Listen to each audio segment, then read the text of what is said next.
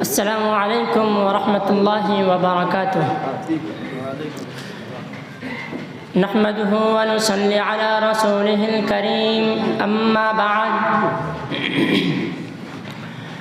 فأعوذ بالله من الشيطان الرجيم، بسم الله الرحمن الرحيم۔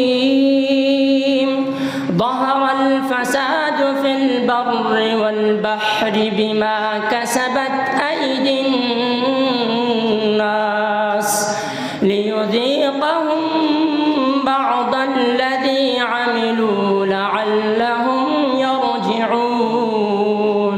صدق اللہ العظیم۔ صدر ذیشان، محترم سامعین کرام و حکم صاحبان، جو آیت کریمہ میں نے ابھی تلاوت کی ہے اس کا ترجمہ پیش خدمت ہے۔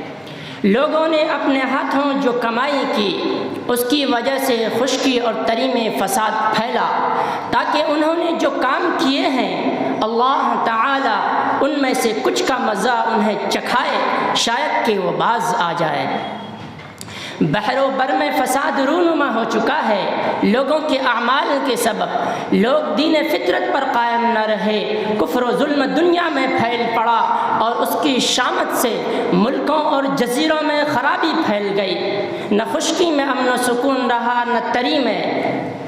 روئے زمین کو فتنہ و فساد نے گھیر لیا۔ بحری لڑائیوں اور جہازوں کی لوٹ مار سے سمندروں میں بھی طوفان بپا ہو گیا۔ یہ سب اس لیے کہ اللہ تعالی نے چاہا کہ بندوں کی بدعمالیوں کا تھوڑا سا مزہ دنیا میں بھی چکھا دیا جائے۔ پوری سزا تو آخرت میں ملے گی، مگر کچھ نمونہ یہاں بھی دکھلا دے۔ ممکن ہے کہ بعض لوگ ڈر کر راہ راستہ پر آ جائے۔ یہاں اس بات کو بھی واضح کرنا مناسب سمجھتا ہوں کہ بندوں کی بدکاریوں کی وجہ سے خشکی اور تری میں فساد پھیلنا، خرابی پھیلنا گو ہمیشہ ہوتا رہا ہے اور ہوتا رہے گا، لیکن جس خوفناک عموم و شمول کے ساتھ بعثت نبوی صلی اللہ علیہ وسلم سے پہلے یہ تاریخ گھٹا مشرق و مغرب اور بر و بحر پر چھا گئی تھی، دنیا کی تاریخ میں اس کی نظیر نہیں مل سکتی۔ یورپ کے محققین نے اس زمانے کی تاریخ حالت کا جو نقشہ کھینچا ہے اس کے دیکھنے سے اندازہ ہوتا ہے کہ غیر مسلم مورخ بھی اس مشہور و معروف صداقت پر کوئی حرف گیری نہیں کر سکے۔ شاید اسی عموم فتنہ و فساد کو پیش نظر رکھ کر حضرت قتادہ رحمہ اللہ نے آیت کا محمل زمانہ جاہلیت کو قرار دیا ہے۔ آج سے 1500 سال پہلے نہ تو دنیا کی وسعت کے بارے میں لوگوں کو صحیح اندازہ تھا اور نہ ہی فساد کی اقسام میں وہ تنوع سامنے آیا تھا جس کا نظارہ آج دنیا کر رہی ہے۔ آج پوری دنیا میں جس نوعیت کے فسادات رونما ہو رہے ہیں ان کی تفصیلات کسی سے ڈھکی چھپی نہیں ہے۔ آج چونکہ پوری دنیا سمٹ کر گلوبل ولیج کی صورت اختیار کر چکی ہے، اس لیے دنیا کے کسی بھی گوشے میں رونما ہونے والے فساد کے اثرات ہر انسان کو بھگتنا پڑ رہے ہیں۔ چنانچہ ان حالات میں آج اس آیت کا مفہوم واضح تر ہو کر دنیا کے سامنے آیا ہے، لِيُذِيقَهُم بَعْضَ الَّذِي عَمِلُوا، تاکہ وہ انہیں مزہ چکھائے ان کے بعض اعمال کا۔ اس سلسلے میں اللہ تعالیٰ کا اصول یہ ہے کہ وہ انسانوں کے سب اعمال کی سزا دنیا میں نہیں دیتا۔ اگر ایسا ہو تو روئے زمین پر کوئی انسان بھی زندہ نہ بچے۔ اللہ تعالیٰ ارشاد فرماتے ہیں، وَلَوْ يُؤَاخِذُ اللَّهُ النَّاسَ بِمَا كَسَبُوا مَا تَرَكَ عَلَى ظَهْرِهَا مِن دَابَّةٍ وَلَكِن يُؤَخِّرُهُمْ إِلَى أَجَلٍ مُّسَمًّى۔ اور اگر اللہ تعالیٰ گرفت کرے لوگوں کی ان کے اعمال کے سبب تو اس زمین کی پشت پر کسی جاندار کو نہ چھوڑے، لیکن وہ ڈھیل دیتا رہتا ہے ان کو ایک مقررہ مدت تک۔ اس اصول کے تحت اگرچہ اللہ تعالیٰ نے انسانوں کی زیادہ تر نافرمانیوں کو نظر انداز کر کے ان کی سزا کو مؤخر کرتا رہتا ہے،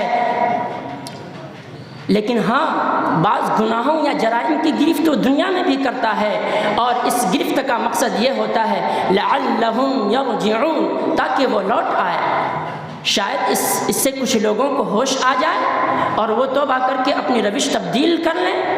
آج دنیا بھر کے مسلمان جس ذلت و خواری کو اپنا مقدر سمجھے بیٹھے ہیں، شاید ایسی کسی گرفت سے انہیں غور کرنے کی توفیق مل جائے۔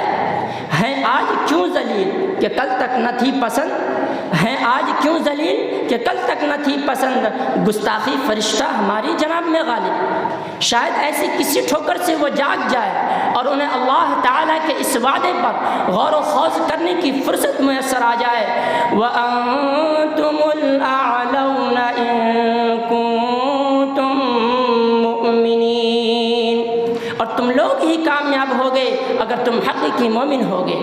اور اس طرح وہ اس نتیجے پر پہنچ جائے کہ ان کے تمام مسائل کا سبب ایمان حقیقی کا فقدان ہے، اور شاید اس طرح انہیں قرآن کریم سے براہ راست ہم کلام ہونے کا بھی موقع مل جائے، اور خود قرآن کریم انہیں ان کی ذلت و خواری کی وجہ بتا دے کہ تم اس حالت کو اس لیے پہنچے ہو کہ تم نے اپنے دین کے حصے بکھیر دیے ہیں، تم دین کے صرف ان احکام پر عمل کرتے ہو جو تمہیں پسند ہے، جو احکام تمہارے نجی اور معاشرتی زندگی کے معمول سے مطابقت نہیں رکھتے انہیں نظر انداز کر دیتے ہو، انہیں پس پشت ڈال دیتے ہو۔ اللہ تعالیٰ ارشاد فرماتے ہیں اَفَتُؤْمِنُونَ بِبَعْضِ الْكِتَابِ وَتَكْفُرُونَ بِبَعْضٍ فَمَا جَزَاءُ مَن يَفْعَلُ ذَلِكَ مِنكُمْ إِلَّا خِزْيٌ فِي الْحَيَاةِ الدُّنْيَا وَيَوْمَ الْقِيَامَةِ يُرَدُّونَ إِلَىٰ أَشَدِّ الْعَذَابِ وَمَا اللَّهُ بِغَافِلٍ عَمَّا تَعْمَلُونَ۔ تو کیا تم کتاب کے ایک حصے پر عمل کرتے ہو، دوسرے حصے پر نہیں؟ تو نہیں ہے کوئی سزا اس کی جو یہ حرکت کرے تم میں سے سوائے دنیا کی زندگی کی ذلت و رسوائی کے، اور قیامت کے روز وہ لوٹا دیے جائیں گے شدید ترین عذاب کی طرف، اور اللہ تعالیٰ غافل نہیں ہے اس سے جو تم کر رہے ہو۔ بلا شبہ گناہ کا ارتکاب چاہے صغیرہ ہو یا کبیرہ اللہ تعالیٰ کی نافرمانی ہے، اگر اس کی معافی نہیں ہوئی تو انسان دنیا میں بھی اس کے وبال سے محفوظ نہیں رہ سکتا، اس کا خمیازہ کسی نہ کسی صورت میں اسے بھگتنا پڑتا ہے یا پڑے گا۔ قرآن و حدیث سے یہ واضح ہوتا ہے کہ برے اعمال یا گناہ کے کام اللہ کی ناراضی کا سبب بنتے ہیں، اور ان کا وبال پریشانی اور مصیبتوں کی صورت میں ظاہر ہوتا ہے۔ صاحب معروف القرآن تفسیر روح المعانی کے حوالے سے اس آیت کی تفسیر میں رقم تراز ہے کہ فساد سے مراد قحط اور آگ لگنے اور پانی میں ڈوبنے کے واقعات کی کثرت اور ہر چیز کی برکت کا مٹ جانا اور نفع بخش چیزوں کا نفع کم نقصان زیادہ ہو جانا وغیرہ آفات ہیں، اور اس آیت سے معلوم ہوا کہ ان دنیاوی آفات کا سبب انسان کے گناہ اور اعمال بد ہوتے ہیں۔ یہی مضمون ایک دوسری آیت میں اس طرح سے آیا ہے وَمَا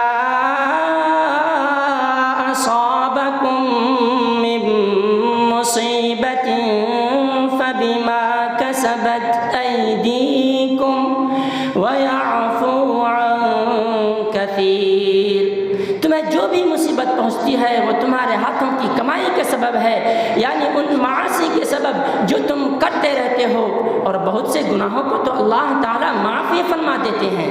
مطلب یہ ہے کہ اس دنیا میں جو مصائب اور آفات تم پر آتی ہے ان کا حقیقی سبب تمہارے گناہ ہوتے ہیں، گرچہ اس دنیا میں نہ ان گناہوں کا پورا بدلہ دیا جاتا ہے اور نہ ہر مصیبت پر اور نہ ہر گناہ پر مصیبت و آفت آتی ہے، بلکہ بہت سے گناہوں کو تو اللہ تعالیٰ معافی فرما دیتے ہیں، اور جو معاف نہیں ہوتے ان کا بھی پورا بدلہ دنیا میں نہیں دیا جاتا بلکہ تھوڑا سا مزہ چکھایا جاتا ہے۔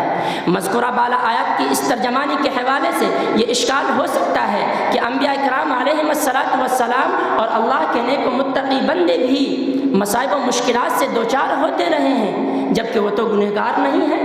اس کا جواب مفسرین نے اس طور پر دیا ہے کہ آیت میں گناہوں کو مصائب کا سبب ضرور بتلایا گیا ہے، لیکن اس کا مطلب یہ نہیں ہے کہ جب بھی کسی پر کوئی مصیبت آ پڑے تو اس کا گنہگار ہونا لازمی ہے، بس اوقات مصائب اور مشکلات، آزمائش و امتحان اور اس سے کامیابی کے ساتھ گزر جانے کی صورت میں رفع درجات کے لیے ہوتی ہے، اور انبیاء کرام علیہم الصلاۃ والسلام کے تعلق سے اور مصائب و پریشانی سے یہی مقصود رہا ہے، اور کسی بھی دور میں نیک لوگوں کے مصائب و پریشانی سے دوچار ہونے پر یہی علت یا حکمت سمجھنی چاہیے۔